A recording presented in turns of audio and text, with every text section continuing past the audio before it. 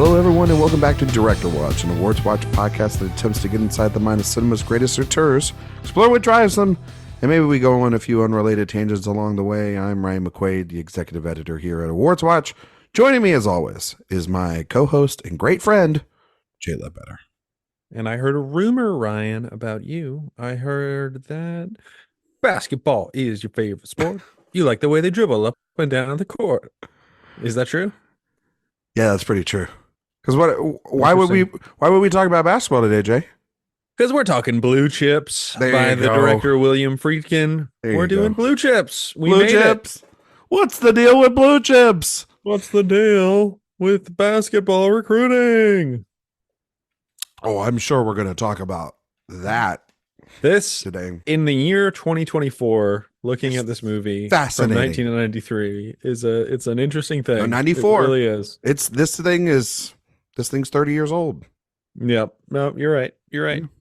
Don't age it, my friend. Yeah. Lots to discuss. Lots to talk about. How you doing today, buddy? I'm doing well, man. It's it's a lot of fun to think about the fact that we're gonna talk about a sports movie. We have never talked. Have we ever talked about a sports movie together in our years? I don't know that we have done an explicit sports movie. Did we do High Flying Bird together? We did do High Flying Bird at the old place. Wow, you were digging deep into the archives for that one, but yes, we did do High Flying Bird, and we talked a lot of NBA on that episode. A lot of the more sophisticated version of Blue Chips, I would say, is High Flying Bird. Well, maybe we'll talk about it. Yeah, we'll talk about it. Haven't talked about any football movies, but there's not been a single element of sports inside one of these movies so far. Well, I want to talk about like best sports movies, really, as we. You want to start off with that before we get into Blue Chips? Basketball movies. No, I think we'll get there. We'll get there. I'm just the captain of the ship. Yeah. Alongside you, my friend, and I'm just asking. As your first mate. Nah, you're not a first mate. You're co-captain. Co-captain? You're co-captain. Wow. You're co-host. That's huge. Yeah, buddy. Yeah. We steer left together. We steer right together. We go, a single tear rolling down my cheek. Right I see it. That's it. You're part of the Pirates of the Caribbean. So we talk about the other movies that Friedkin made between now and then? You know what? I think that is the good starting point. Delicate transition. I think that exactly right. Just like, what? No more about our friendship. No more about anything that's going on. No, I think that is the perfect segue into what's going on. And in this series, William Friedkin, we just got done talking last week about To Live and Die in LA. To live and die in LA. And no song for Blue Chips, unfortunately. Blue Chips. I just assumed that what it would be, right? It'd be like Huey Lewis in the news. Got the Blue Chips. Oh, Huey Lewis is probably who it would be. Yeah. You gotta dribbled up and down the court. It's a blue chip world. Springsteen, maybe. Yeah. Oh, yeah. 1, 2, 3, 4. America paying off the athletes. America, we have some basketball, but ironically, this song is about the illegitimate basketball recruiting going on. Yeah, and it's also about a time in America that was right. No, I don't know. Something about that. Anyway, yeah, the movies in between To Live and Die in LA and Blue Chips. I know you watched them. You had to. I always do. How many are there? Well, there's 2 theatrical releases and there's 2 TV movies. I gotta be honest, didn't watch the TV movies. What are the TV movies? The TV movies are Cat Squad is the first one. C.A.T. Squad. That was like a cable movie. Okay. Weirdly, the score was done by Ennio Morricone. Well, there you go. I don't know anything more than that about it. Okay. But I based on my research, it wasn't really worth watching. And then his other TV film was called Cat Squad: Python Wolf. So it was a sequel? Yes, indeed. So, good for him. Yeah, no, I don't know. Ennio Morricone still worked on that one. So, okay, Friedkin maintained some sort of relationship with him. But the two theatrical releases between To Live and Die in LA and Blue Chips are actually they're kind of interesting and kind of fun and kind of bad and kind of good. Okay. It's I interesting. like the sort of trajectory that you just went there in that one sentence. It's a whole roller coaster in two movies for sure. And the first one, although maybe it's technically the second one, you'll see it on your letterbox as being released in 1987. Okay. But truly, it premiered in 1987 and actually came out in wide release in 1992. This was a film originally produced by Dino De Laurentiis. The Mm. Dino De Laurentiis company went bankrupt in Ooh, 1987. that's not So good. this was reacquired in 1992 by a little company held, controlled by completely unproblematic people called Miramax. Oh shit. And Well, it was released in 1992. And I knew you were going some way with that, and I should have expected that. It's the 90s now. We're talking yeah, about the 90s, so of course they're going to dominate the scene. but the thing about this movie is it's kind of good. Okay. It's kind of a back and forth between it wants to be this very over the top serial killer movie and it wants to be this very thoughtful meditation on the death penalty. Mm-hmm. So it's not the biggest problem with it is that it goes back and forth, similar to the way that we talked about Cruising, where it's like it wants to be this cultural artifact and also this over the top serial killer movie.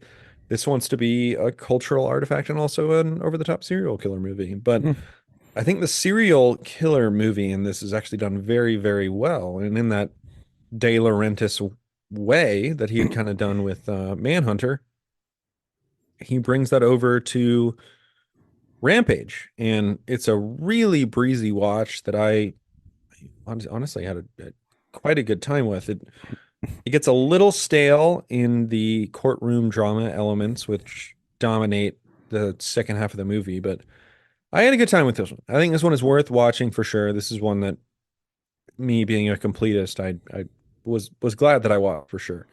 Okay. And then the one that came out after that, in 1990, so it technically came out before Rampage as far as wide release, is a movie called The Guardian. The Guardian. And Oh. this is a film that tried to kind of recapture supernatural horror for William Friedkin. Oh, he's like going back to the Exorcist A realm. little bit. And Mm. it's very weird. The opening credits of this movie have the same font as The Exorcist. Interesting. Like he's And trying to they are provoke trying nostalgia. yes, from a marketing perspective, they are trying to recapture that. Mm. And it certainly doesn't get all the way there. This No. was I actually like this movie. I Wait, like you this more don't than you don't say. I like this movie more than Rampage. I think this movie is a lot of fun. This was a movie that was originally supposed to be directed by Sam Raimi, Hmm. and you feel that energy in the movie. This movie sings when it is this like really schlocky horror slasher movie where a killer tree is decapitating people. And That sounds kind of rad. it sounds kind of rad, and it is kind of rad, except for most of the movie is not that. Okay, so you're like you get pieces of like really interesting ideas, but then ultimately the whole meal is not necessarily up to Yes. par. Okay. So the movie overall is about this nanny who is actually a druid who sacrifices babies to her tree god. Fran Drescher? No, it is not Fran Drescher. It Damn is it. actually my brand new crush, Jenny Seagrove, who is just like Damn it. All right. an absolute dream in Well, you this said movie. nanny, so I just assumed. And Not I Fran Drescher. That's one of the great nannies, but not no, the but nanny in The Guardian. no, she is the nanny. Capital Get T, it? capital N, H. nanny. Yeah, she is the quintessential nanny. I don't know. But I don't know where you learned about nannies, but there is okay. So this is not the nanny. This is a nanny. in Thank this you. movie. Thank Yes. you. Thank you. You're I welcome. want you to clarify that for the listeners because that's a little problematic. But this is an interesting movie because there are two movies that Friedkin never even mentions in his memoir. And it's these two. It's it's not these two. It's Deal of the Century, which we talked about on the To Live and Die in LA episode, and it's this movie, The Guardian. Oh, okay. And you can kind of feel the resentment on the screen with this movie. This does feel so beneath the guy who directed The Exorcist. It's kind of funny, but honestly, it's one of his better movies post cruising. I mean, it's a fun movie that doesn't entirely work by any means, but it is like a piece of pulpy goodness that I had a great time with. And you can totally understand Raimi was really, really close to directing this, and then he dropped out to do Darkman, which is a good movie. Good movie. I like Darkman. But Friedkin, he's in his journeyman era here, and they were like, "Hey, would you like to direct this?" And he said, "Okay, fine." So what you're he saying, made it, and it's pulpy and it's fun, and I liked it.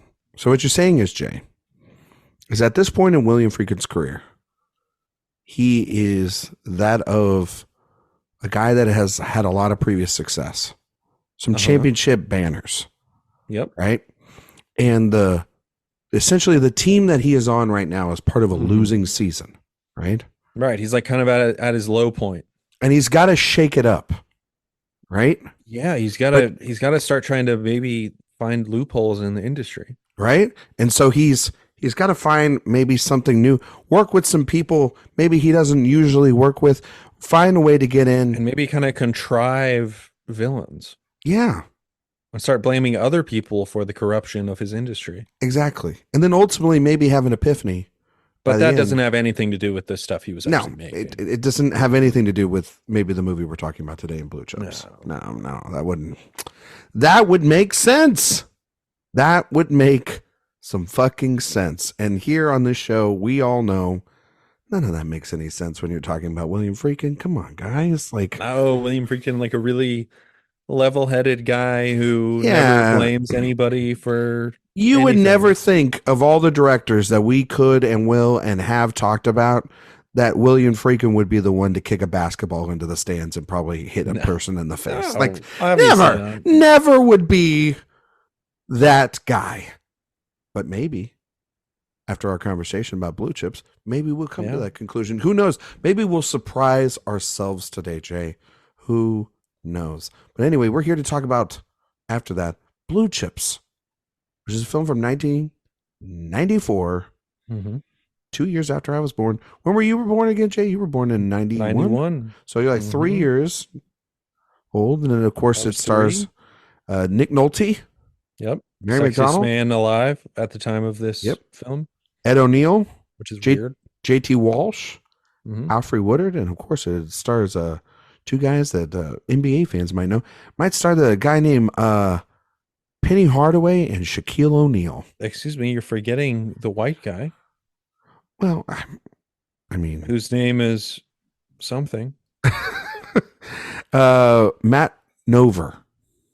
Yeah, he played at Indiana, and then he played in Europe. He did, but he was not Penny Hardaway, or he's definitely not Shaquille O'Neal. No. That is for sure. The movie, of course, is about a college basketball coach who is forced to break the rules in order to get the players he needs to stay competitive within college basketball. Jay, this is an interesting movie. Wasn't necessarily a hit. No. But within the sports world, I feel like it's kind of sustained a little bit. I think it's sustained because there's this guy named Shaquille O'Neal, and he turned out to be maybe one of the greatest basketball players of all time. They did get a little lucky. They got a little lucky there. And Penny Hardaway was a star in the NBA. I wouldn't say a superstar. I would say a star. Or wouldn't you say? Like a star is fair? He was a star until he wasn't, which was pretty quick. Yeah. I wish Little Penny was in here. Well, I love we're going to go on a lot of basketball tangents, but if you are not a fan of basketball, I'm just going to point this out.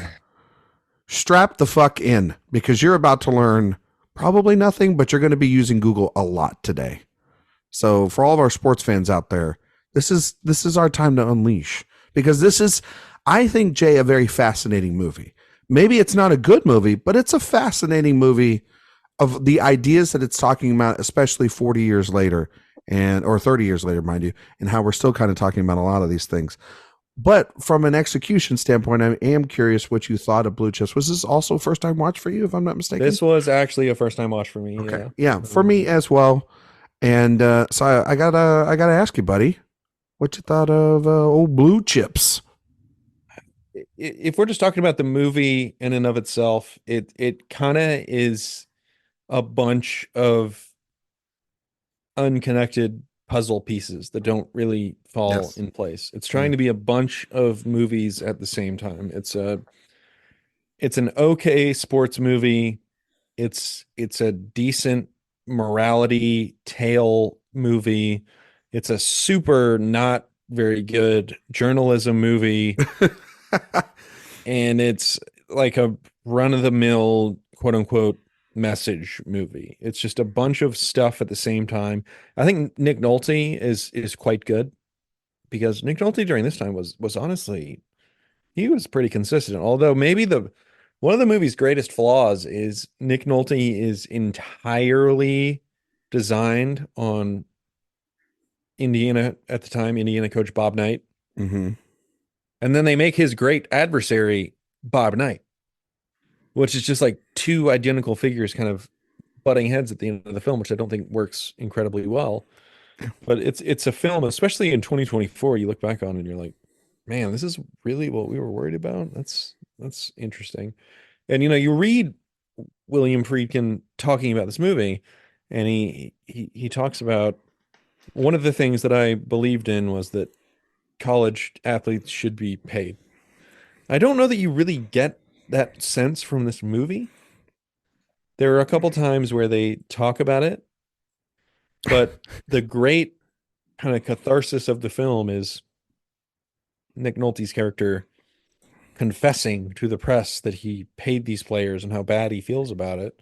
Because there is that good line. There's a good line where he says, "The rules don't always make sense, but I play by the rules," or something along those lines, which is interesting and kind of the crux of the movie in many ways. But it is a film that is trying to do a lot of things at once, and it does most of them well enough, but it never really sells the drama in any sort of palpable way.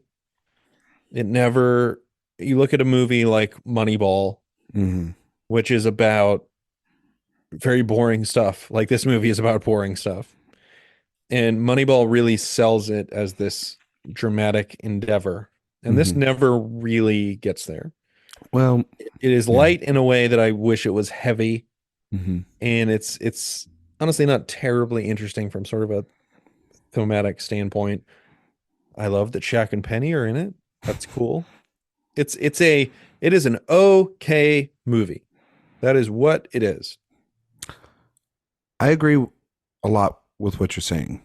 Um, I think that this movie is like five different things and trying to be it. We talked about that on Cruising, which is kind of interesting. Like Cruising is four different movies all at once, right? And not all of it works when you think about them individually, but then as you're watching it, you just are like, God, I'm not like on a ride and an experience that I actually genuinely am curious about, and I would revisit, right? Like you would probably revisit Cruising down the road. Yeah, can I say Cruising is a much more culturally interesting film? No, it is. than It is. Blue It is. Chips. Yeah. No. But what I'm saying is that this is almost kind of similar because it does have one of the like most famous people of the last 30 years in it. It does talk about a lot of issues that are still talked about and brought up around in sports a lot right now, which is or at least they paying were athletes. 3 years ago or something. Yeah. Well, I mean, there is an ongoing discussion about, in college athletics, the NIL situation, which if many people don't know what that is all about, is about now essentially players can get paid for their name and their likeness. They can get money now that they could not get, which is what this movie is talking about, which is the old system of that payers were either paid under the table, and then organizations or academic institutions or schools were fined or put on academic or on penalty, right? Like SMU is a perfect example. They were deemed ineligible for the play or postseason play, championship play. Or if you're like SMU, completely banned. You're given the death penalty and your program is shut down, and all those players had to go, and it destroyed that university so much that they have never recovered and gotten back to that place of prominence and of circumstance.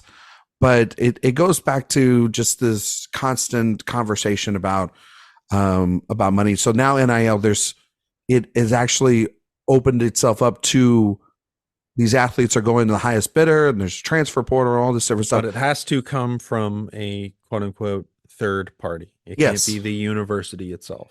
Yeah, so essentially, like the donors are paying for these. So he can get a football player can get a $5 million deal to promote the local car dealership. Exactly.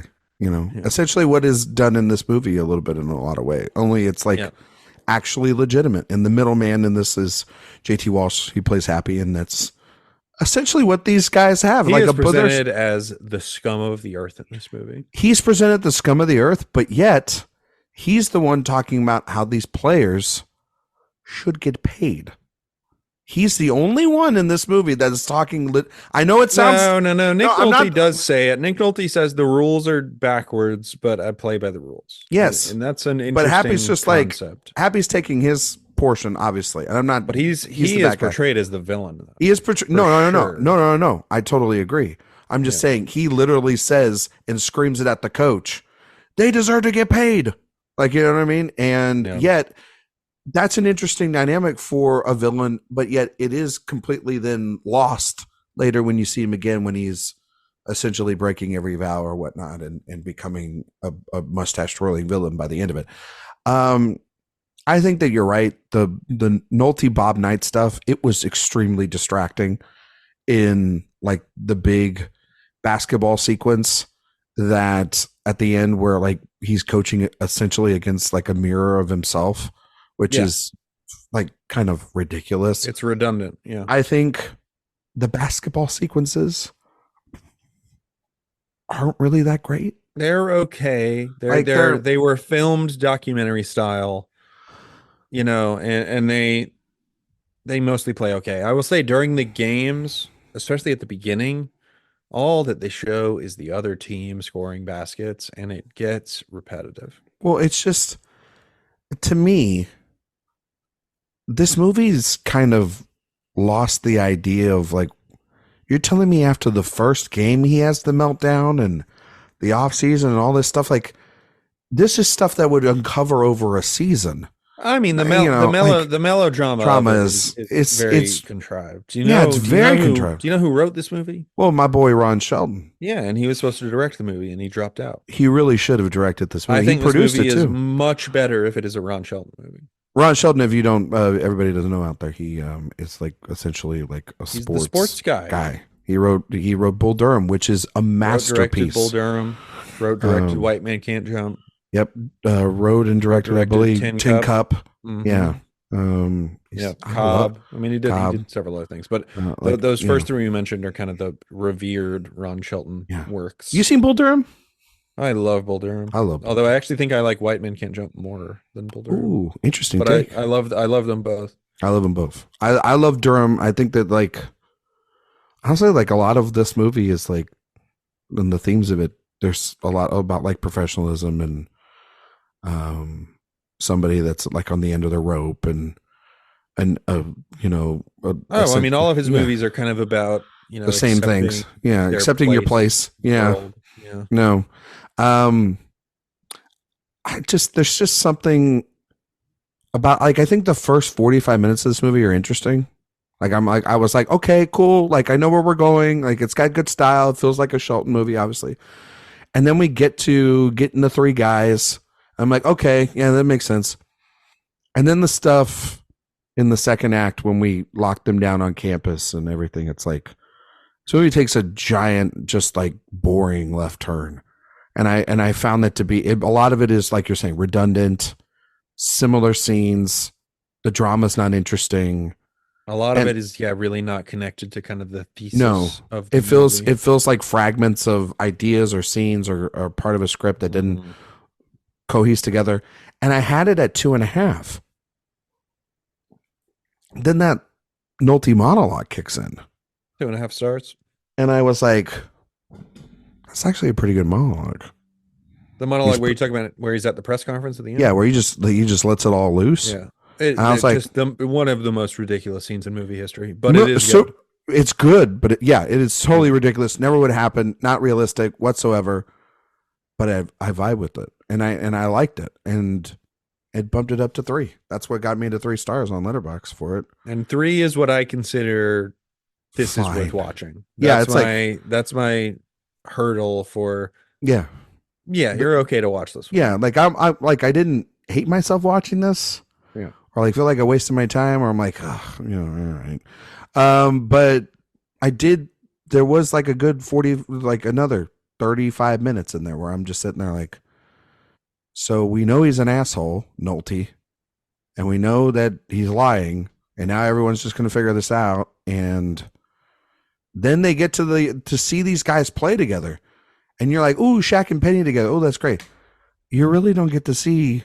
It does rock that Shaq and Penny were in this movie before Penny was in the NBA. I mean, they were good in this movie. Don't get me wrong, but like, well, let's talk about you don't get to really see them play. Are the basketball players good as actors in the movie? No, and I feel like, well, let's compare them to the definitive NBA player performance. Are they better than Ray Allen in He Got Game?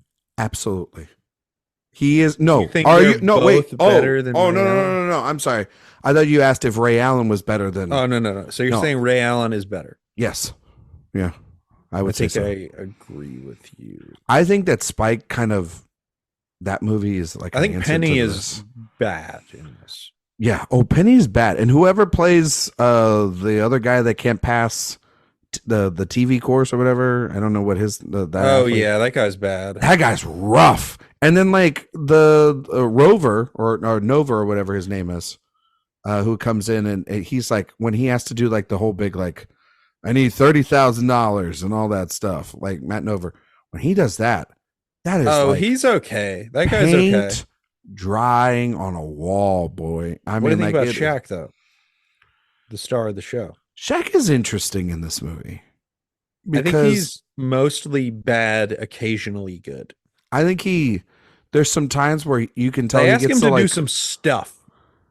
Yeah, they ask him to do like, to be like, I don't know what's the best way to describe the how voice Shaq of reason. Yeah, the voice of reason, to be an intellectual person. Yes, and if you've scene ever heard where she's getting tutored, or where he's getting tutored, is a crazy scene. It is, or when he's confronting the professor in the lecture about why isn't this African? This is racially biased. This is racially biased. That's his big thing. That's his big thing.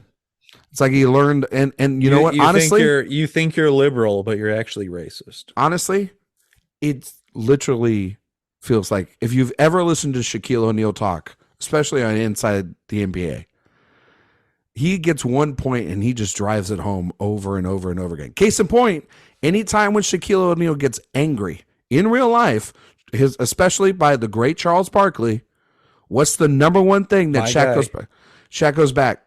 He goes and says, well, I have 4 championships and you don't, because he's the most thin-skinned individual on the planet. So it's not surprising that like he literally is repeating dialogue over and over and over again. The interesting thing with Shaq as it relates to this movie is his voice is so much higher than it is now. It really can't, because he's super low voice. I found that very interesting, because now he's like, Shaquille O'Neal, I don't want to do that. And here he's like, gotta get the ball to the big man and get him dominate. And now he's you think you're liberal, but you're actually racist. Yeah. And it's weird. Interesting how that happens. I mean, I gotta tell you, I tell you though, the little glimpses that you do get to see with Shaquille O'Neal in it, you're like, oh yeah, that's right. He was the most dominant force in basketball, I mean, maybe he was. basketball history. There is the scene where they go and recruit him in Louisiana, and he just does like 17 dunks in a row, and they're like, "Oh my God, this guy's incredible." You're like, "Really? Just because he like dunked a bunch?" And they make it very clear in the college games too that he's that dude. He's the star of their team. But it Well, just, no, they didn't just get him in Louisiana. They got him in Algiers. well, yes. Yeah, which is a wild sequence. I think that that's insane. Anyway, so like, where is Western Well, University? no, they got him in Algiers, Louisiana, right? Isn't that what it was? No, they got him in Algiers, Algiers. No, they got him in Algiers, Louisiana. Wasn't that Did the they? joke? Yeah, yeah. The whole joke was, Oh, okay. they're going to play Yeah, in man. Algiers, Yeah. Louisiana. And then they play on this, like fixed hoop that has It looks like it's in a like a steel mill stuffing around it. Yeah, Yeah, it they're looks like playing it's in a warehouse. house. Yeah, it looks Yeah, like yeah. they're playing on their break. Yeah, That is, you that's know? actually a funny joke where they're like, "Oh, I play in Algiers." What? We're What? flying all the way to Algiers, Louisiana. Um, so that's pretty good. But no, yeah, man, this movie's weird. It's a weird fucker movie. It's Yeah. weird. I wish it was better. No, I mean, I like, really wish it was better. well, that's the episode, folks. No, I'm just kidding. It's, no, I wish it was too, because like, there's an interesting movie in here about obviously Nolte's character, which I find to be really interesting. I think the docu style would have worked maybe. You know what I kept thinking about when I was watching this movie, Jay, and I brought it up earlier, was High Flying Bird, and how Soderbergh is able to take the interviews and this of modern NBA he's players. He's so much more in tune with the specifics. I of know. the world. And that's the thing. It's like, This is so broad. but that's the thing. You can take all those accounts of coaches and players and the system and everything and how it's being manipulated and move it. And you could have done this with this at this time still too, because you've got this is a changing of the time. This feels like the era where traditional basketball, traditional college athletics is starting to go out the window, and you saw more corruption in the 90s and then into the 2000s. I mean, that's what happened at USC, right? With Reggie Bush and got them in trouble everywhere. It happened everywhere. People got caught. Exactly. And I found that could have been an interesting way to go, or look at the fact that like you really dive into Nolte's character, who is essentially a guy who is past his prime. You know, Jay, I feel like we're right there at this moment right now in sports. You look at it. You have Nick Saban, who retired, Alabama. Mm-hmm. You have Pete Carroll, who was at both USC and the Seahawks. He's got fired and presumably retired. Belichick's got kicked out of New England. Popovich is probably very close to soon, going to retire here in the next couple of years. It's a changing of a guard because the times have changed. There are people who are willing to play by the new rules. Exactly. And I think that would have been more interesting. The new style. But like, I don't know. There's this, the movie doesn't explore it in such an interesting enough way. And Nolte does the best he can, but I don't know. There's missing components to it as well. Or then there's like naivete about the point spreading thing too. And the investigative journalism aspect, which I think is another movie within itself, right? I think I like this movie less than I originally thought. I think it's, I mean, I don't know. It is. Everything is kind of undercooked, right? The point spreading scandal is only touched upon once, and it's in this scene where the coach is holding the player up against the wall by his collar. Which would have gotten a coach fired in real life. Yeah, and how did he have a losing record, by the way? And then and if his job was on the line and losing record and everything, and they brought him back. I mean, that happens every now and then. If it was his first losing record, they'll keep you around for another year or two, right? Yeah, but he was struggling like for the last 3 years. So yeah, but it was like, it would be like firing Coach K, right? Mike Krzyzewski or something. I think that's kind of the vibe they were trying to give off in the movie. Oh, that's fair. That's fair. Or Coach Knight, Dean Smith, Dean Smith, or Bob Knight. Yeah, I mean, Bob Knight was truly the parallel that they were trying to make. And Yeah, I actually think Nolte is pretty good in he's the pretty good. movie. I like him in the. I like actually the practice scenes more than the actual basketball Yeah. scenes. Oh yeah, when he's like bumping up against him and actually giving them true advice, it's No, good. because you can actually see he's a good coach. Yeah. You know, and then he. Friedkin said he was a real pain in the butt. Well, no shit. It seems like Nick Nolte's not like you know not showing up every day. What are we doing Yeah. today, boss? You know, Well, no, it was actually more than that. It was he had a really fixed opinion on what he wanted the character to be, and Friedkin was like, I was kind of thinking this, and Nolte said, nope, this nope. is I'm the director, basically. Yeah. But Friedkin also made no he made it very clear that this was a job for hire thing. Yeah, and I And feel like that's this where is. Friedkin was at in his career at this time. I feel like this is the first one that we've at least talked about at length. Where, The first one that we've talked about on the show, yes. yeah, I mean, we've After To Live and Die in LA, this is who he is. yeah, this is who he For becomes for 20 the years. 20 years. Yeah, and it's kind of sad because it's like, yeah, he's you see him try to squeeze in like you're talking about the documentary style, but it's not. But that's almost something he can't help doing. He can't help himself. It's not like he doesn't get to flex any sort of ideal onto this movie. No, I also was just like, what do you think of the like the recruiting stuff? Like I mean, like the prep for it, him going out on the road himself. I mean, it's overly simplistic, is what it is. I think. Yeah, just like he's just going to show up and. Apparently, he was genuinely buddies with Larry Bird. Seems like oh yeah, the coach in the film or no Friedkin. Oh, Friedkin. He hung out with Larry Bird a few times. Really? Yeah, I mean, there's a lot of NBA coaching or just NCAA. There's a lot of college coaches. Yeah, there's like you Jim got Boeheim is in this. Rick Pitino is in this. The UNLV coach, whose name I'm not remembering right now. Bob Hurley. There's a lot of college guys. His name's Rudy Tomjanovich or something. I don't know. The old UNLV, the Running Rebels coach. Oh, the Jerry Tarkarian. Yes, that guy. Yeah. Whatever his name is. Yeah, I mean, that guy is in this. Yeah, like Dickie V, like you mentioned, right? And Dickie V obviously is in it. I love that Bob Cousy's playing the athletic director. Essentially, that is funny. That's you know what I thought was funny good. was God, what's the name of the Duke coach now? Bob. Oh God, Bobby Hurley. Yeah, Bobby Hurley's no, he's not a Duke. He plays.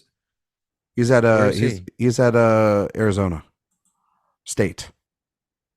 Yes, but he went to Duke. He went to Duke. Yes. Yeah. So he went to Duke, and in this, he's wearing an Indiana jersey. Yeah, because he's playing at Indiana in this.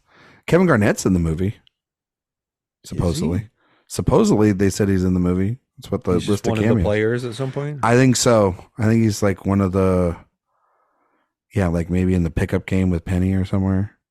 Yeah. So Penny Hardaway, I would argue, has more to do from an acting perspective than Shaq does. Mostly because of that one scene where he says he wants to go home.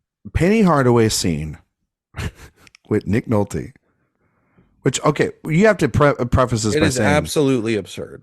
I think the scene with Alfred Woodard is also not great. Which is crazy. Which one? The one where they're under the train tracks? Yeah, well, they're under like the train tracks, literally making a deal under in broad daylight under the train tracks. They're like, under where the French Connection race is going exactly on the street beside them. Hackman was like, "Get out of the way," and Nolte's like, "We're trying to make a deal here." The Penny Hardaway scene is atrocious. I don't know how or who the hell could have fixed that. It's so bad. Nolte, I felt, is it that bad?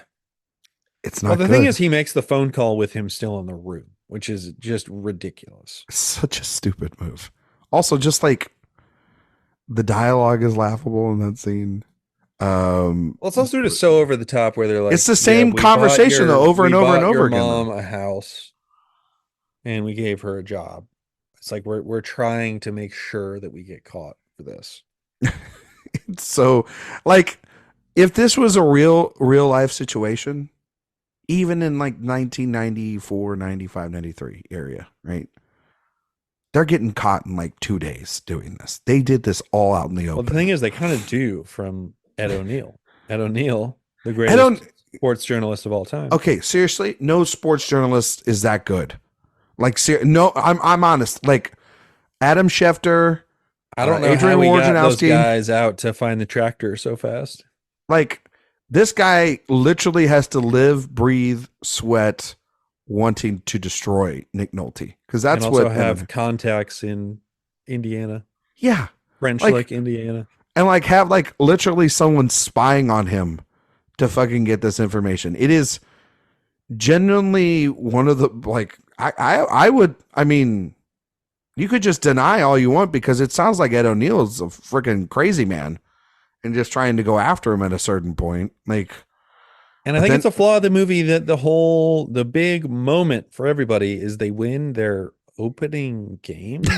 That's what I'm telling you. They win the first game of the fucking season against the number one team in the country. And I understand you can rush the court when you beat the number one team in the season. That's fine. You can do that. Where are you on court rushing? I'm you know, I'm in the middle on it where a good court storming or a field rushing is awesome. Yeah. When it makes sense. Yeah. But it has come to be so overdone. Do you know which university does not allow that? Texas? The University of Texas does not allow field rushing. Well, I think most technically don't allow it because you get fined every time you do it. No. They don't. They have, when it starts getting in the fourth quarter, they put police officers by the fan section, by the student section, with attack dogs. And they do not allow it. It is. I mean, we've beaten some top 10 teams in my lifetime. Had some big matchups. I think they should allow it under certain circumstances. Well, like the other night, I think it's totally valid. When Texas Auburn stormed the field when I was in college for the kick six. That is fair. For the first time in, I think, like 40 or 50 years. Tech does it every. Yeah, they've done it since then, when they shouldn't have done it. Yeah, it needs to be special. It needs to be once in a, like, you're pulling this out of your hat. If you're unranked and you beat the number one team in the country, you get valid. to do it. You get to do it. Yeah. Yeah. If you're like number 16 and you beat number 15, no, don't do get it. the hell even out if of it's here. Even if it's your rival, don't. Yeah, even if it's, well, no. If you had if you haven't beaten your rival in like 10 years, I can get it. I get that. Maybe, I get and that. Then you're getting more specific. Yeah. Well, you have to be. Like, it is a specific thing to rush a court, to rush a field. It is a specific event. If you're in a back and forth rivalry and you're number 10 and you beat number 7, no, you don't rush the field. Like Texas versus OU, we don't rush the field. But that's what everybody does now. Although, so this is really going to Michigan and Ohio State do this every fucking year, and it drives me nuts. Well, they do, and it's annoying. Yeah, it's fucking annoying. I'm about to timestamp this podcast. Did you see? Okay. Caitlin Clark? Yes, I did. Caitlin Clark. Flop times a million. Caitlin Clark, by the way, the best, would you say, best female college basketball player out there? Right now, yes. Right now, yeah. Maybe one of the best just female basketball players in the world. Look, I've got some Caitlin Clark opinions that we can get into if we really want to, but she's. You don't like Caitlin Clark?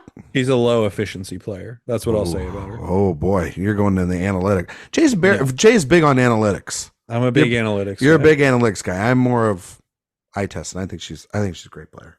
I do like watching her for sure. I think that she, with a bunch of scrubs, getting to the Elite Eight and the Elite Eight and the Final Four, that's impressive. I gotta say she's sort of like the new Trae Young, where it was like, what do you want Trae Young to do? Pass to his horrible teammates or chuck up 35-foot? She's a little Trae Young, little Steph, you know. Yeah, saying stuff, that's a stretch. Well, I'm just saying we haven't seen a player like her on the women's. Trae Young is just discount Steph, so yeah, she's Trae Young. I wouldn't say she's Trae Young because I don't She's know in between. I'll call her in between. Who's the Steph Curry equivalent then to her? Me. Okay. Yeah, you think highly of her. I'm the rec league Steph Curry. Of course. No, I think she's going to be really great at the professional level, just as she is here. Like, usually a lot of points. Usually the superstars take a lot of shots. Usually the superstars. So you know who took a lot of shots too? I'm not saying that they're the same player. Kobe Bryant took a lot of shots.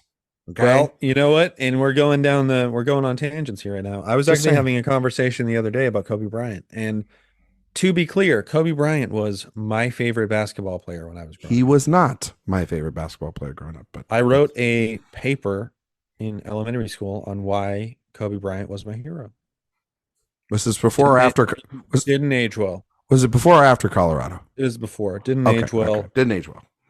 You jinxed him. That's what you did. I did. But I was having this argument the other day. I don't think Kobe is the top 10 player of all time.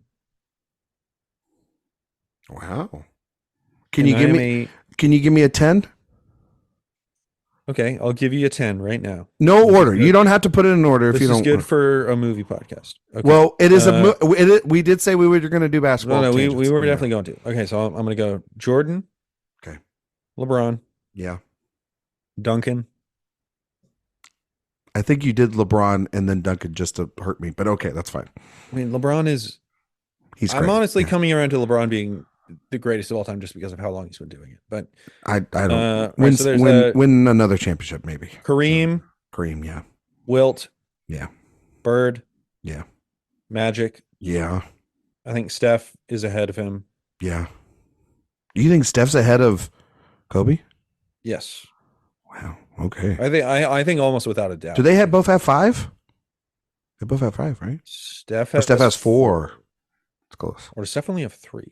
No, Steph has 4 because he won the Iguodala year when they won in 6 when Irving and them got hurt. The two with KD and then the one just a couple years ago, 2 years ago. So then people are going to be like, "How does Ryan know all this stuff about basketball?" It's like, well, folks, the Oscars and sports are no different. You're right. He does have 4. So then I would go. I lost track of who I've said right now. You were so here's my hot take.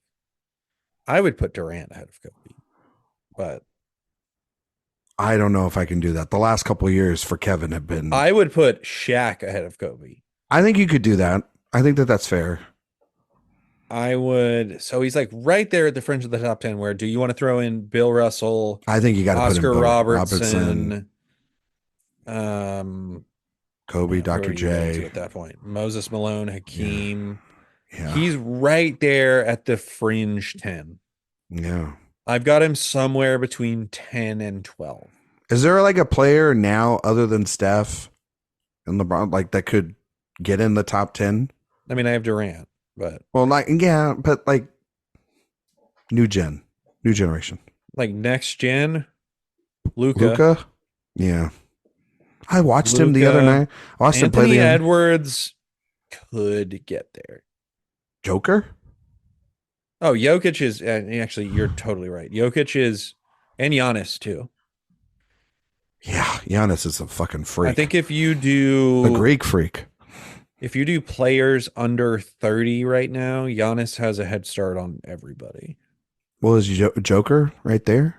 Jokic they're right there. He's right there next to him. He's right there. And then Jokic is at the point now where he's not trying that hard at the regular season because he just knows. He just fucking knows. He's there. And he's a beast, dude. He's a beast. And then Joel's always hurt or he doesn't show up in the playoffs. Embiid is hurt. But he's a very good player. He's a very, very good player. Playoff stigma going. I like Book, but he's Embiid scored 70 as we're recording this like 2 weeks ago. and Luka scored 72 or 73. I'm confident in saying this. I think my guy's going to do really well throughout his career if he just does healthy and Wemby. I think him and Holmgren, they look like the real deals. Like they're going to be. That's weird. Yeah, I mean, Wembanyama will be good. Wembanyama is doing special stuff on a team that's garbage. Completely garbage. They are Sell the I'm parts. honestly the only thing I'm worried about with him is he just going to be stuck on a bad team forever? I don't think so. I mean, like that's what kind of people thought about. I They're just not think going to get good free agents. you never. Sorry, I mean, you they're never not. know. You never know. It just it's different times. Things change. Who thought that like Denver people wouldn't go play at Denver or Or people would go to Milwaukee. Milwaukee.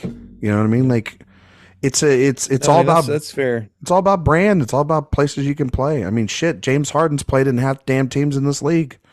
You know, so uh, talk about a That'll be interesting. disappointment. I mean, Wemby's going to be good. He's gonna be good. But yeah, I But think Shaq, would you put Shaq ahead of Kobe in the all time? that's tough. I would put Shaq ahead of Well, Kobe. you know my stance on this. Duncan is the greatest player of that generation, easily. It's not even close. Like Duncan is if Tim Duncan played Does that mean ahead of LeBron? well, no, like LeBron's his own, like the KD generation and stuff like by the So time LeBron got Duncan in, is he like was the already 30. Kobe He was already Duncan or 30 by Kobe. the time like LeBron. He's the Kobe Shaq, He's a Kobe Shaq, Dwayne Wade. Dwayne Wade, Paul Pierce, Kevin Garnett, Dirk. Sure. I don't disagree. I think he's at the top of that class. He's like that of like the late 90s to mid like of the 2000s, right? I agree. And with then that. like the 2010 like of the 2000s, it's Duncan. If Of you the give me 90s, peak it's Shaq or peak Duncan, I'm still taking peak Shaq. I mean like peak but Shaq is phenomenal, but that's the whole overall, question when you're doing all-time rankings, right? I mean like how much are you accounting for am I longevity? playing a career with these guys or am I playing a single game with these guys? Because if you do longevity, it is almost impossible to Not to say LeBron LeBron is the James. best Yeah. player of all time. Yeah. But also along that time The period. craziest thing yeah. about LeBron has been in the NBA longer than he hasn't been in the NBA in Yeah. his life. Think about which is that. absurd. I think It that is crazy. I also will say this, and this is my opinion. I think Jordan is the greatest player of all time. It's my opinion. But I cannot think of a better ambassador for basketball than LeBron James in its history. I think for me, the LeBron scary has- thing about LeBron James is that he seems like an actually decent guy. he's which incredibly and no to do goat that is a to- great guy. but to Tiger do that- Woods, bad guy. Michael Jordan, bad guy. Tom Brady, Bad guy. bad guy. That's why everybody's rooting for Mahomes. You know what I mean? But no, Mahomes, I actually good guy. It's he's interesting. decent. He's a decent guy. Yeah. No, he's a good guy. Yeah. I think that no, I just think that like for LeBron to be able to do all this in the social media age is kind of fucking insane Barry because Bonds, bad guy. Barry Bonds, an atrocious human being. Atrocious human being. But no, it's Gretzky, good guy. Ish. Gretzky, he's a good guy, eh? Yeah.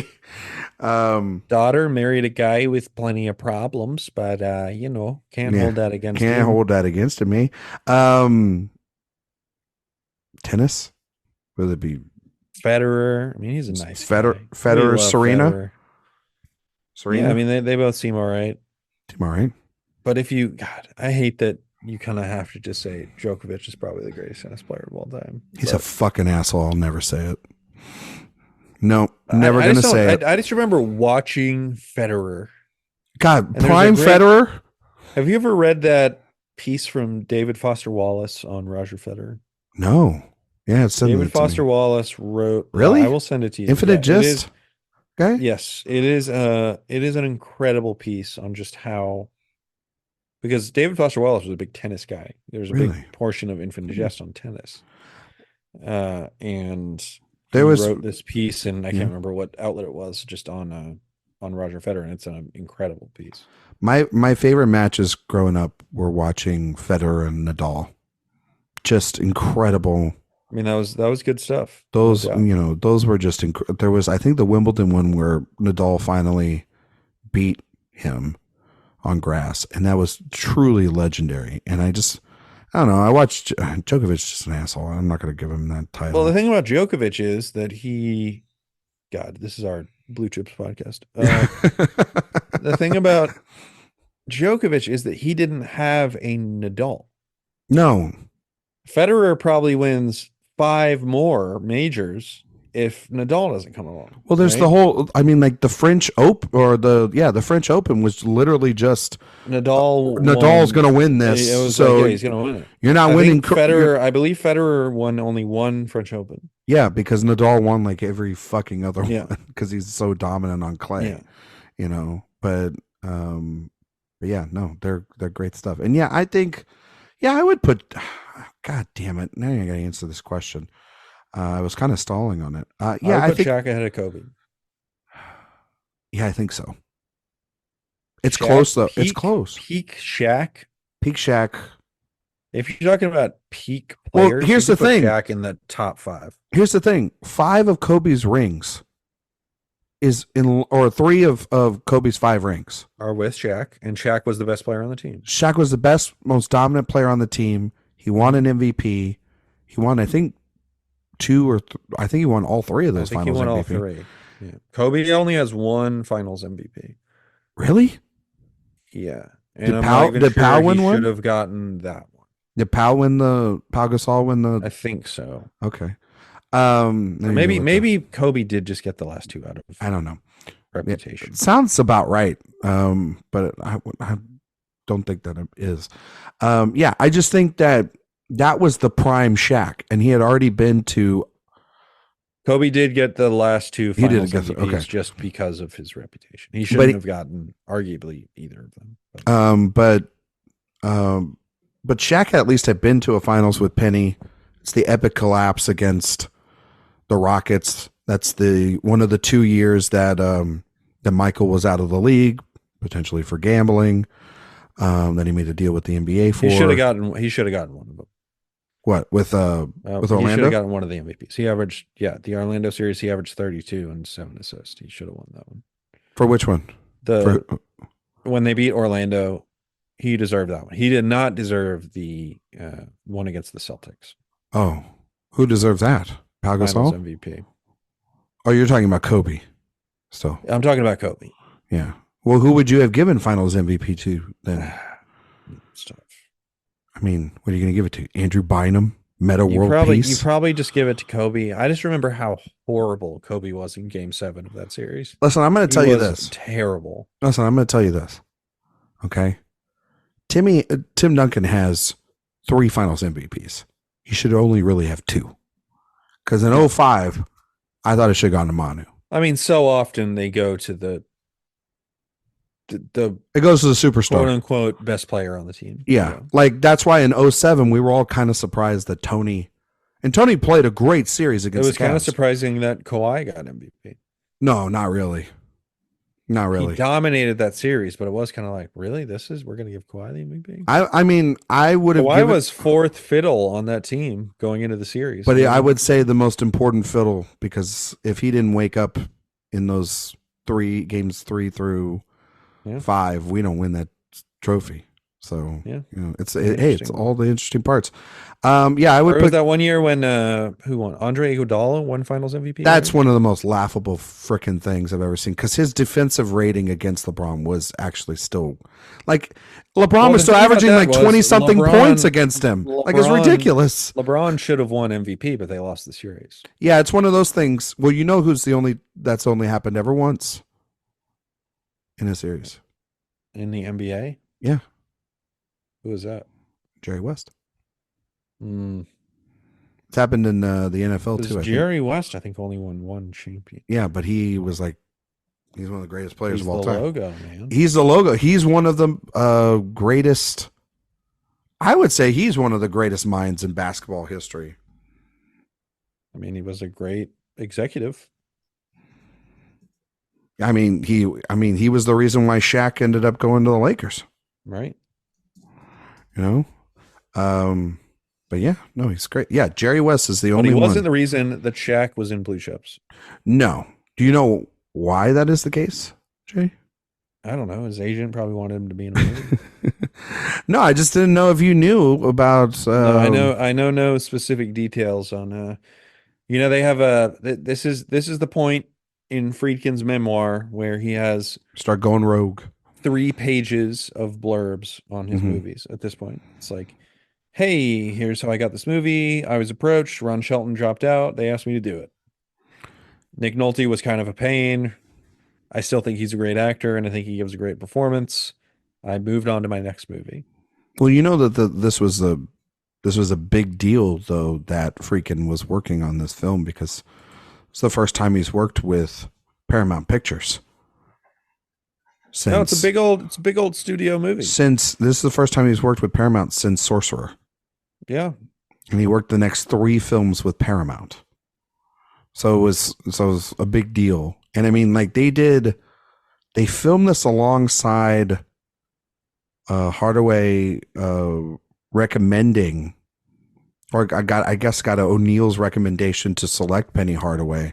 That's how they ended up Penny and Shaq in Orlando. It's because they found Penny and it was like, hey, you should draft this guy.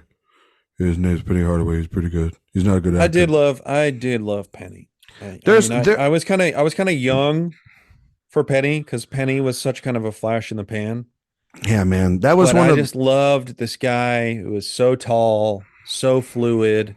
His name was Penny, which rocked. And those old magic uniforms were just so cool looking. It was those just blue like a perfect with the storm. black streak. With the star that rode across the uniform. I'm telling you, Penny Hardaway is one of the great what ifs. Like him, Grant Hill, Sean Kemp, freaking Zion Williamson is definitely that right now. Brandon Roy. I'll put Brandon Roy Derek up there. Rose. Derek D. Rose, big time. Mm-hmm. You know who I almost thought was going to be that was Paul George. After that big, you know what I'm talking about, when he did the Olympics or whatever, and he literally broke his leg. Yeah, I thought, shit, here goes Paul George. But you know what? Thank God he's good. He's not playoff P, as some people call him as a nickname. It's ridiculous. Here's the thing: if you're going to be named, playoff P came to be a joke. I guess so, but he takes it very seriously. But if you've never called himself playoff P was the problem. Oh, okay. He gave it to himself. He gave it to himself, and then people started using it as a joke. So you can't do that. That's some dumbass shit, because you go out there and call yourself playoff P, and yet you've never been to an NBA Finals. Get out of here. Yet on the other side, my boy Jimmy Butler, that's playoff man right there. That's a guy. He's a playoff lord. That's a guy that can just, you know what? Regular season doesn't matter. He's like Joker. Regular season doesn't matter. Playoffs come around. That's the most dangerous man in all the playoffs. Can I tell you how many championships he's won? He's got none, though. 0. But you know what? He stopped a lot of people from getting theirs. You know? He has. He's exciting to watch. I love him. I love Jimmy Butler. Jay and I have been back and forth on Jimmy Butler over the years, off scene and everything. But no, anything else about Blue Chips that's interesting? I mean, like the monologue itself at the end. Like I think if you want to break it, it's effective. Nolte really sells it. Yeah.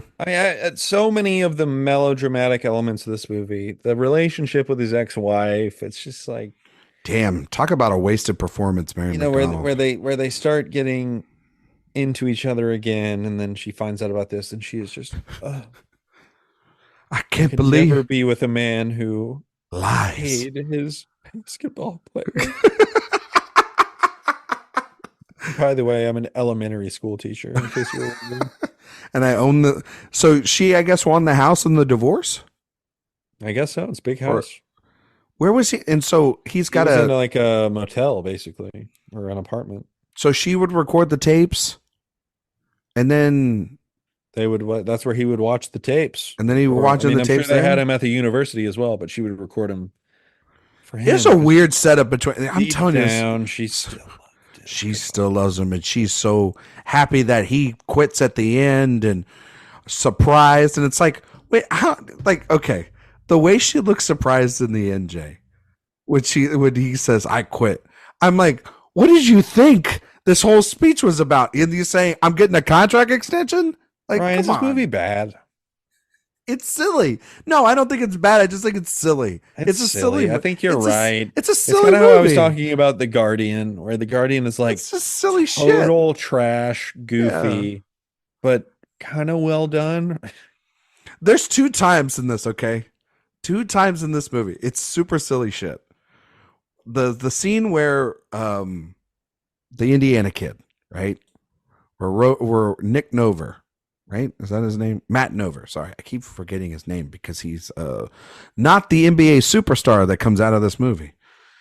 He goes in there and he goes, "Okay, I loved practice today. Did a good job in front of all the other coaches too. He's got no problem doing this." That's the stupidest thing, by the way. He just sits in front of all the other coaches. They don't know about the deals that he's made. Hey, I love this school. I've Let's talk enrolled. business, I've enrolled in courses already. but I think it's time to talk business. I want $30,000 And a in cash tractor. in a little bag right over there. And then the way Nick Nolte goes, "You get the hell out of here! You get the hell out of here!" Crazy how Nolte reacts to it. I'm telling you now, and if anybody has seen this movie and is listening and not just enjoying it for our wonderful rants today, if a coach told a player to get the hell out of his office, that would ensure that that player is taking you off the list. And there ain't amount of money that's going to fix that. Because then that's still going to be a contractual obligation.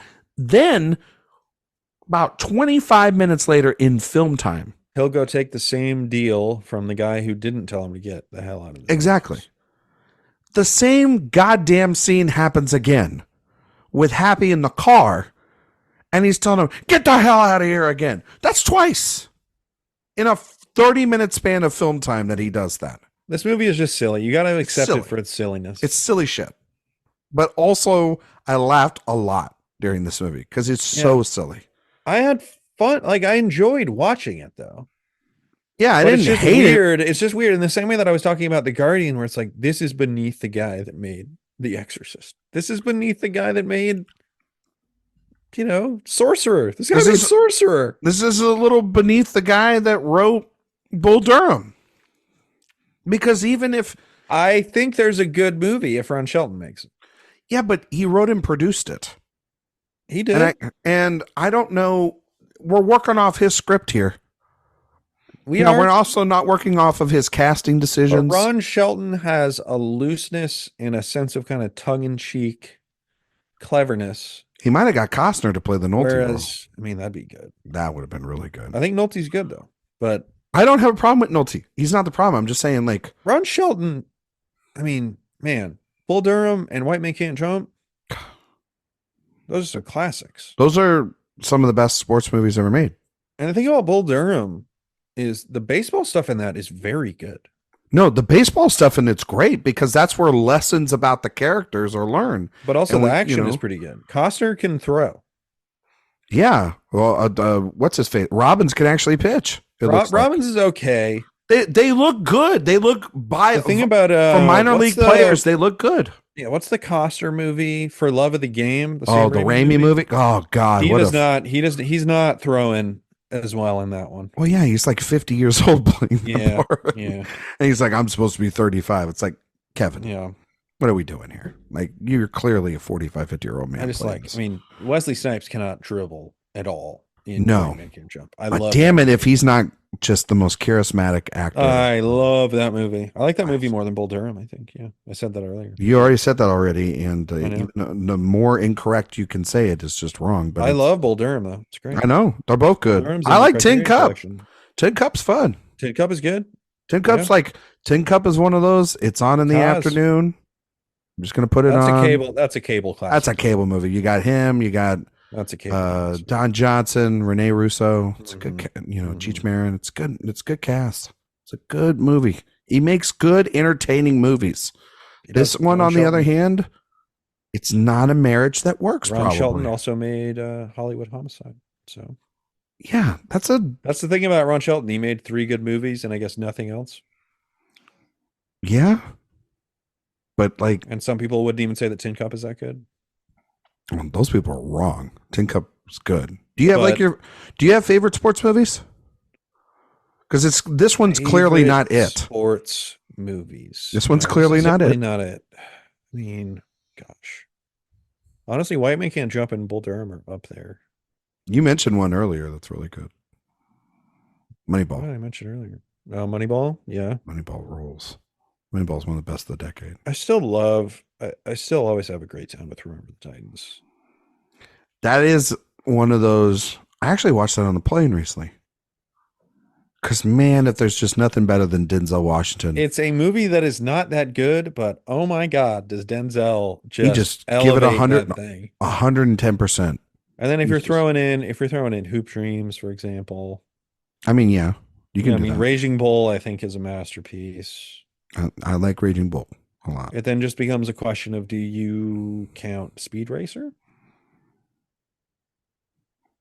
Do you count? Yeah, you could.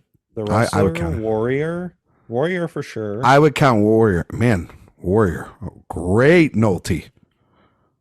Yep. Sports movie. Old grizzled Nolte in that one. Yeah, and he talks more like this more. Creed, I love.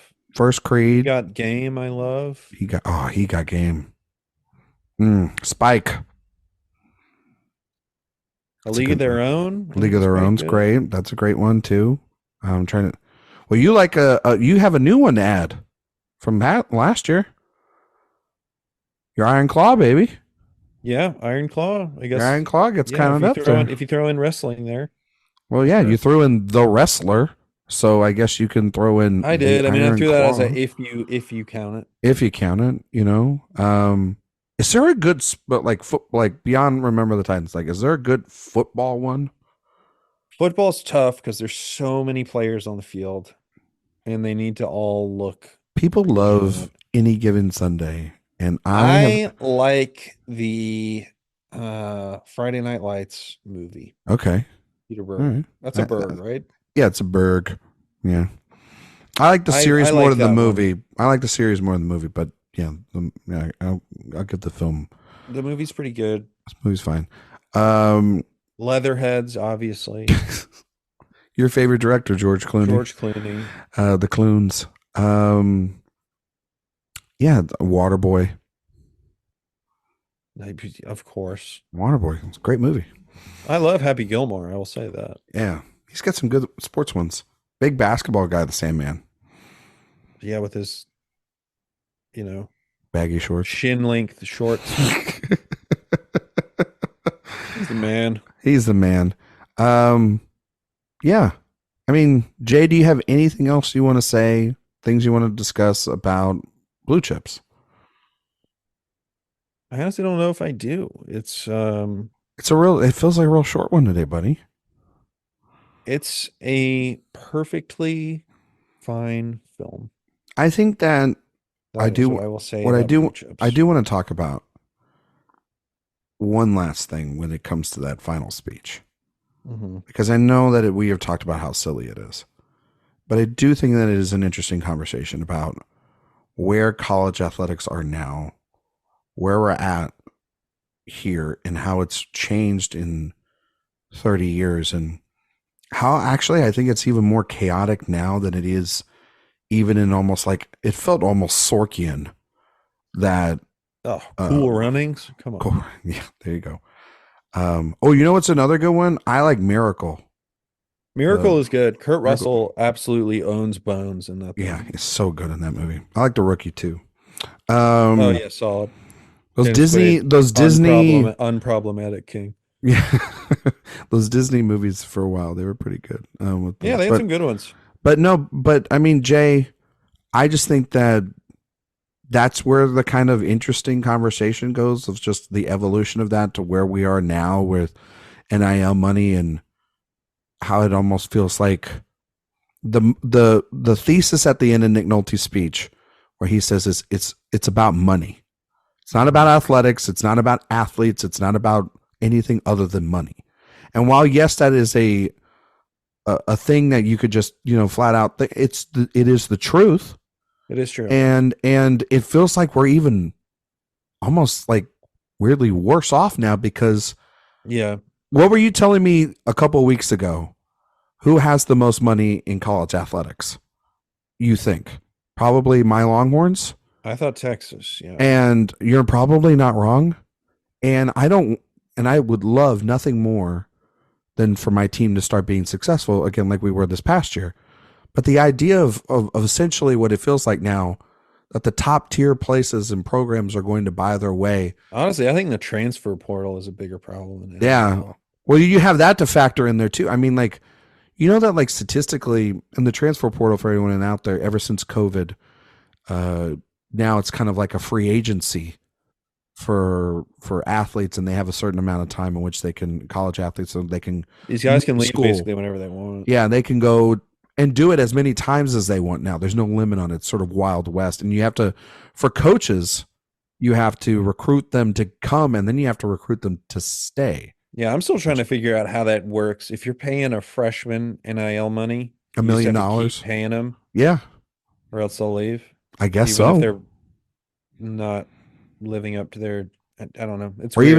even if they're redshirting them. There's no obligation on the player's part. Well, there's when no they go there's into no this quote agreement. unquote loyalty anymore to it. You can Right, steal it's $1 weird. million I mean, essentially, because it and used then to go. be, I say this as a guy whose favorite college player of all time was at his school for 1 year, but Cam Newton. It just I kind of miss the days where it was like we got this guy as a freshman and he's going to be here for 3 or 4 years. Well, I mean, I think it should be the baseball thing in college baseball. They still have the rule where if you're going to go pro, go pro. But if not, 3 years. And I don't hate that. but it doesn't have to be with the same school. You just have to be 3 years in whatever. And most guys end up staying 3 years, obviously, with the same place. Well, it's because those guys can't. I mean, they're going to leave get and drafted, go but get $250,000. Yeah.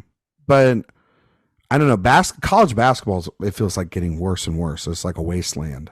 It is. I mean, football to me is out of control. Yeah, you need like a commissioner essentially to come in and make rules. There were guys in their freaking 7th year of eligibility at their fifth school. Did you know that there's a tight end at the University of Miami? Next season will be his 9th year. I mean, in college football. Somebody explain it to me. I mean, I'm sure. I know there's some way that is possible, but it doesn't seem possible. With the COVID years and injuries and all this different other shit. Redshirting, injuries, yeah, it's COVID. Fucking wild. Yeah. Maybe a coach left, you know what I mean? So you get like an exemption there, because Miami Georgia won a national championship with a 25-year-old quarterback. Yeah, and that guy's now serving at the Dairy Queen up the road. Stetson Bennett. No, he's not serving at the Dairy Queen. He's at the rehab facility next to the Dairy Queen. Is he allegedly? Oh. Is it why? What allegedly? Because is he That's hurt? The rumor. No, he's having personal issues. Oh, and so he's away from the team. Yes. Oh, okay. That is how. With the Rams, right? Yes. Okay. Well, good luck to you out there, buddy. In a Los Angeles place with no temptations whatsoever in the world. But no, it's interesting that the problems of 30 years ago feel super simplistic now. It feels like it got worse. It was made 175 years ago, and it also feels like it was predicting tomorrow. Yeah, that's what I think is the interesting legacy of this movie. Other than like, yes, Shaquille O'Neal is a top 10 basketball player, and they went on to have those two in an NBA Finals or whatever. Is that through all the silliness, all the scenes that don't make sense, the subplots, all this shit, ultimately, this is weirdly a predictive ball into the mess that we got into now. And, kind of interesting to look at it, but we're already screwed. It's like watching this movie now. It's like, oh, okay. The game plan, it's like watching Moneyball, right? And the ending of Moneyball. You know how that goes. And by the end of it, like, because he takes the deal with the Red Sox, right, or like he takes the meeting with the Red Sox, and then he turns it down to stay in Or Oakland. it's just like this isn't, And but then it at the isn't end, really sustainable. and then at the end, the card goes, "Oh, they brought in somebody else, used his system, and the curse of the Bambino broke 2 years later." And it's like, well, shit, you know. Well, And the other so, thing is, from a Friedkin perspective, Friedkin does this weird thing where his true belief is that these guys should get paid. And he makes this movie where the big victory for this guy is quitting because he paid his players. And then in the movie it's weird. Rampage that we didn't cover, Mm-hmm. he is so against the death penalty. And in that film, his main character is lobbying for the criminal to get the death penalty. He's an interesting cat. It's just as when you think he's going to swerve, he goes the other way, kind of thing. And it's almost like he's daring himself to make a movie he doesn't believe in to a certain extent. It's almost like he's trying to figure out what an audience would want rather than what he wants to say. Or You know even what I mean? just trying to challenge the audience. It's like, I dare you to believe in this. I dare you. Yeah, but I mean, this is so absurd that there's no way you're going to buy into this. Well, I mean, it feels very. You know what this movie kind of feels like, in the spirit of, and you're going to go, that's giving it too much credit, but it does. It either works or it doesn't, right? Like Capra. By the end, like Capra is I guess. You know what I mean? Like the schmaltzy naivete of Capra either works really, really well. DNA in it. Or it's like what's that one movie that he won Best Picture for? You can never you can take it with you. You know what I mean? Yeah, you can't take it with you. You can't take it with you or whatever. Where it's like that movie is, it's too, schmaltzy and too predictable and everything, and doesn't always work. But then like the next year he makes Mr. Smith Goes to Washington, and you totally buy into that shit. You know what I mean? And then the next year he makes another bad movie, but then you buy into It's a Wonderful Life. And so this stuff works and it doesn't. Like you look at Sheldon, like he's got these movies that are pessimistic about the sport. Like Bull Durham it loves baseball, but also that movie ends with your main hero getting the record of the minor league home runs, and it doesn't mean anything. It's actually the whole throwaway. point of the movie it's is great. His career doesn't mean anything, and he's just trying to like find love. Yeah, or find a sense of place in a world now that is a purpose. Yeah, exactly. Because it's like you're not going. He's you're an never old minor league player. Nobody stays that long in the minor league. No, not unless they're chasing a ghost, essentially, and that's what makes that movie so great. You know what you'd rather do than hit 400 minor league home runs? Hit 10 major league home runs. Exactly. Or just like how he says, where he's like where Costner's in the back of the bus. He's like, yeah, I've been to the show. It's like the best 10 days of my life. Room service and everything. But then I've been stuck on these buses now for most of my career with you idiots. You know what I mean? His last accomplishment is getting somebody else ready for their trip to the majors. For love of the game. Yeah. Where he throws a perfect game. He has like Field of Dreams in between too. Well, that's before. Is that before Bull Durham? I thought it was after Bull Durham. Maybe right after. Right after. It's like he was in a baseball phase. Yeah. But no, remember when he ran out of the cornfield in that Field of Dreams MLB game? Holy shit! I was like, "This is the greatest fucking thing I've ever seen." I was so happy. Like I couldn't explain it to you. It was like Field of Dreams. That's one that like kind of goes over the precipice of a little too schmaltzy, a little too much. But it's a good movie. It's a weird movie. But that'll make me. That gets you in the end. For sure. By the end, you're like, "Oh shit! This weird movie is making me get a little in the feels." Yeah, like, okay, it's a weird one.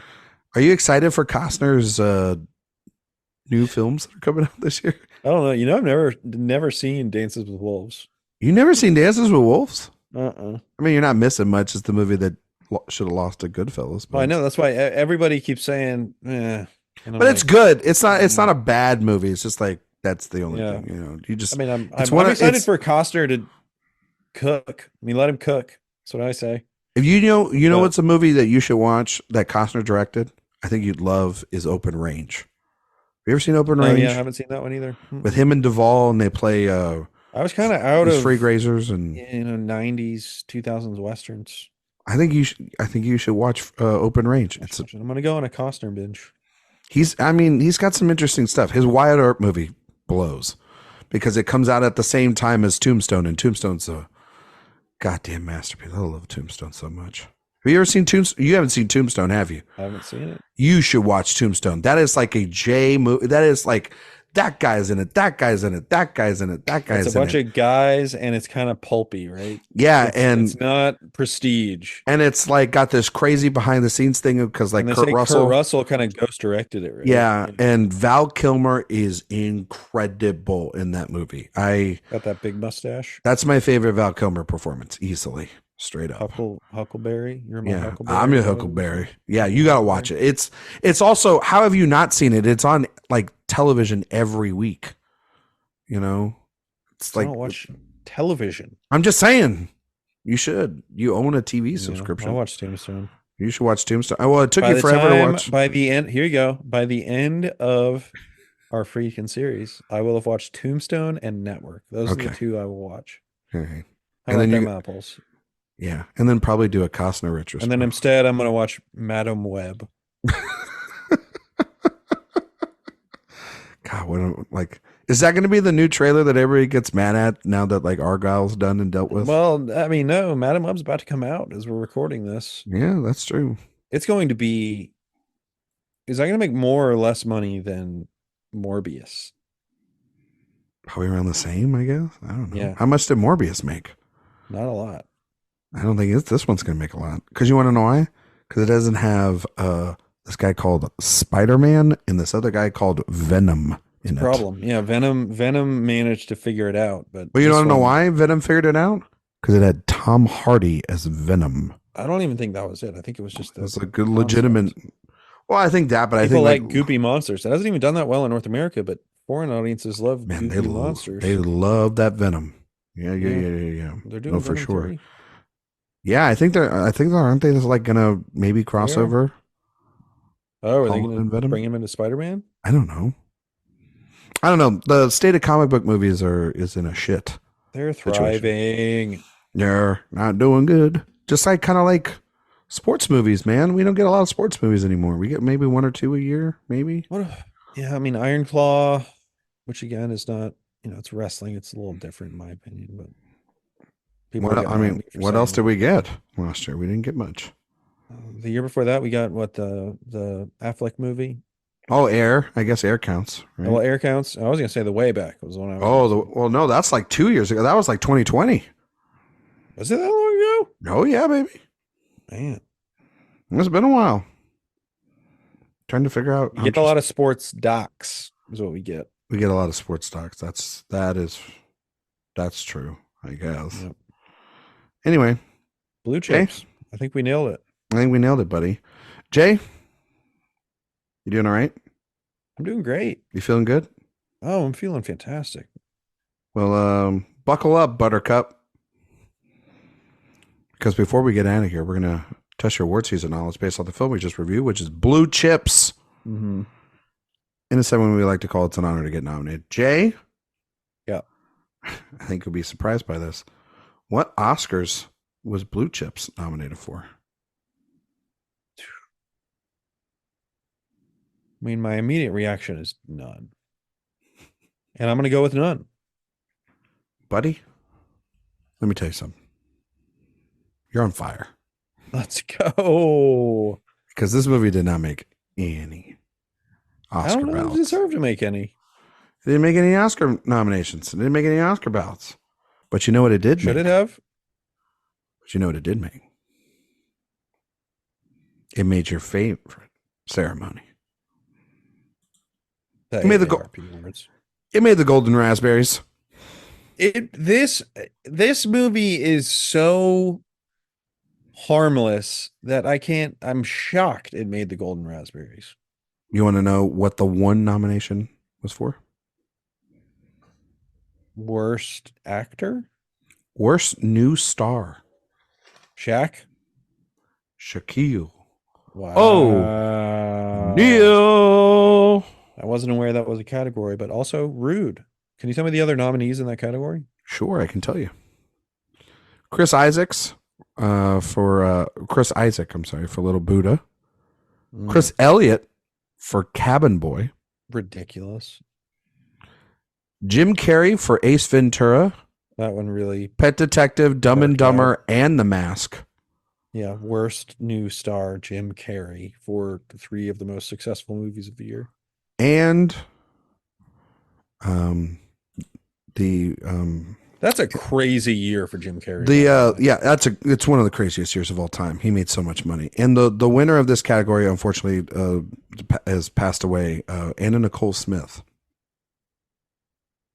What was she in? She was in a movie called. Oh, she was in Naked Gun, the third Naked Gun movie. We're going to cover that one on the pod bonus episode. Who directed it? Peter Siegel. Oh, that was a Peter Kubrick. Siegel. You thought it was a Kubrick? I thought it was a Kubrick. Shut up. That's the dumbest thing you've ever said. Yeah. Would you like to guess what the worst movie of... Oh, speaking of the Costner. He won Worst Actor. This for Waterworld? For Wyatt Earp. Oh, Wyatt Earp. This is Wyatt Earp, baby. Color of Night. Whatever the hell that is. It's like a Bruce Willis, Jane Marsh movie. That was the worst movie of the year. Also, North was nominated. On Deadly Ground, The Specialists, and Wyatt Earp. This was for the 1995 Oscar or Golden Raspberries, 1995 Oscars. Right? Okay. So this was the year of Forrest Gump. It's the Forrest Gump year. So, I think this movie is worse than Forrest Gump. You don't like Forrest Gump. Do you think this movie is better than Forrest Gump? Push. This movie is worse than Forrest Gump. Honestly, the Forrest Gump hate has it's gone too far. No, I think it's deserved.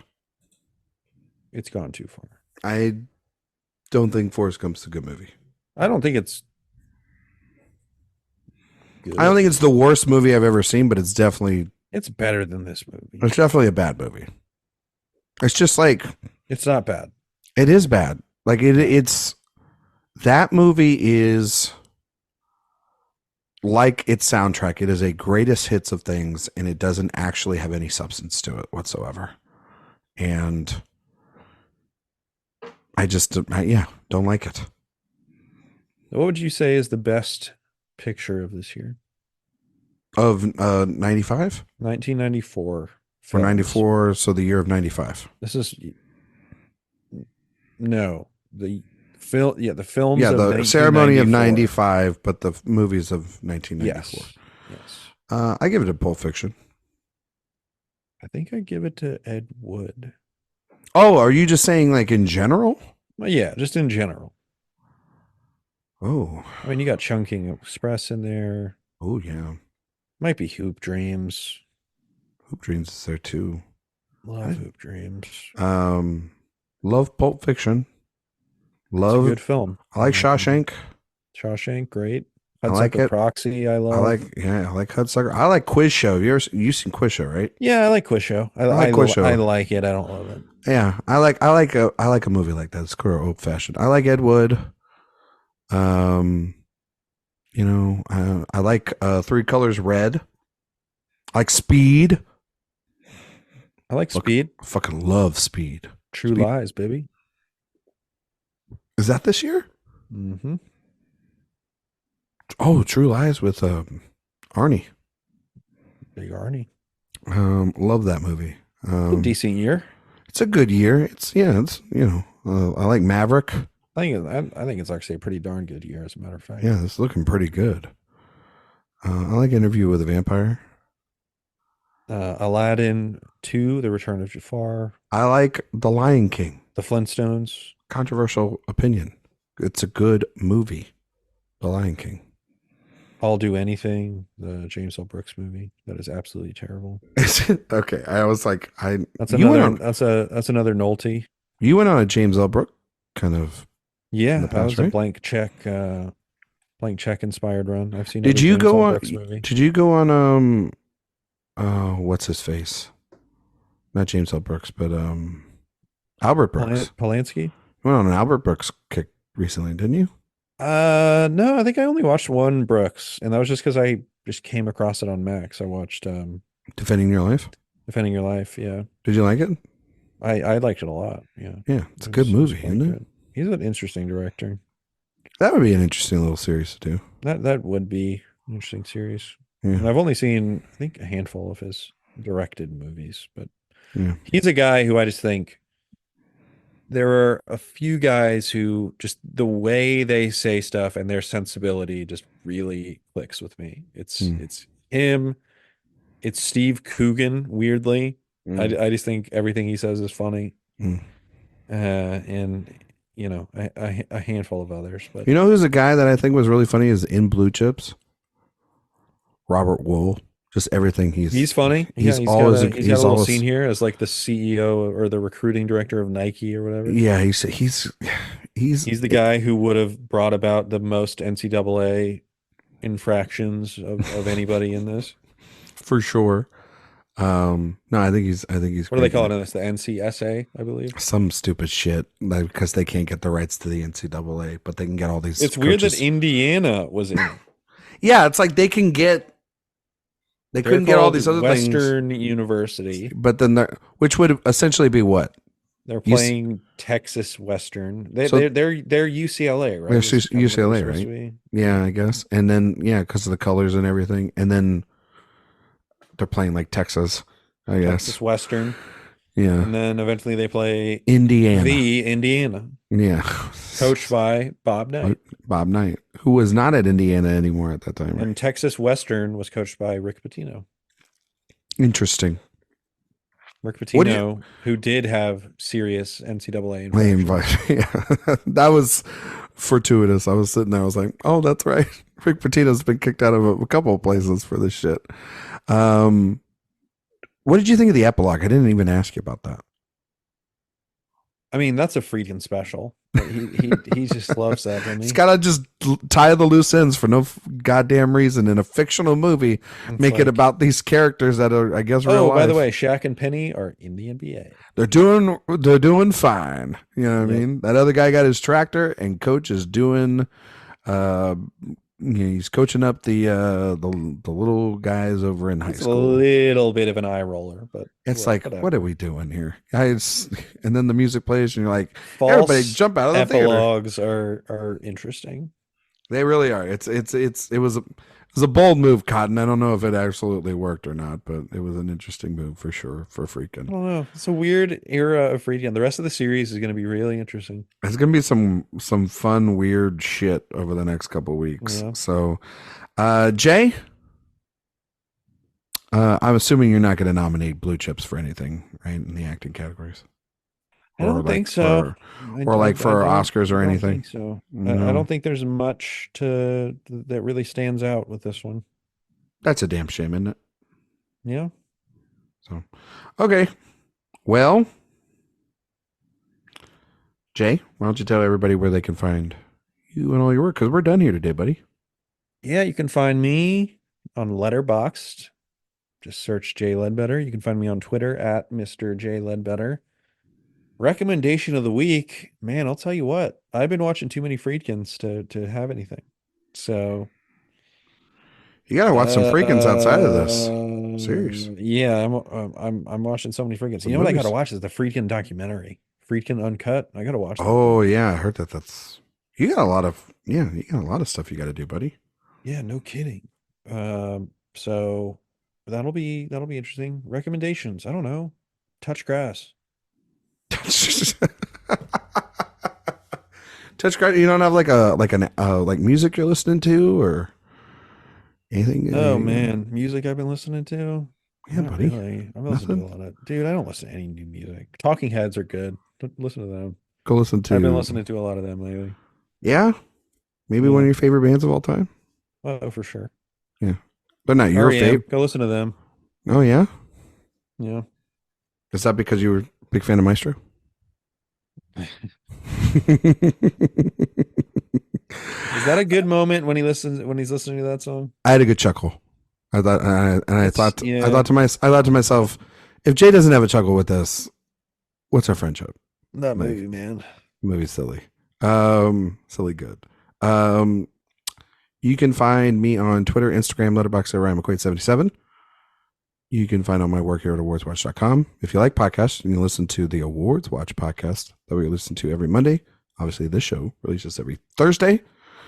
Go to the website, sign up for the newsletter, 5 stars on iTunes, Spotify. Greatly appreciate it. Want those 5-star reviews? Please, please, please, please, please. What else? I think that's it. That's it on Blue Chips. And next week's show, we're going to be talking about The Hunted. Yeah. Hell yeah, baby. The Hunted. I got some in-betweeners for that one. We got a lot of in-betweeners for that one, that's for sure. There might be, you know what? That might be one or two that I might watch. Yeah, you should watch his 12 Angry Men. I'm thinking so. Jade? I'm not watching Jade. I could just tell you that now. You know who's watching Jade? Jay. Jay is watching Jade. Might as well call it Jayde because I'm watching it. All right. Okay. I see where this episode has gone to today. Okay. Thank you all so much for listening. And we'll see you all next time.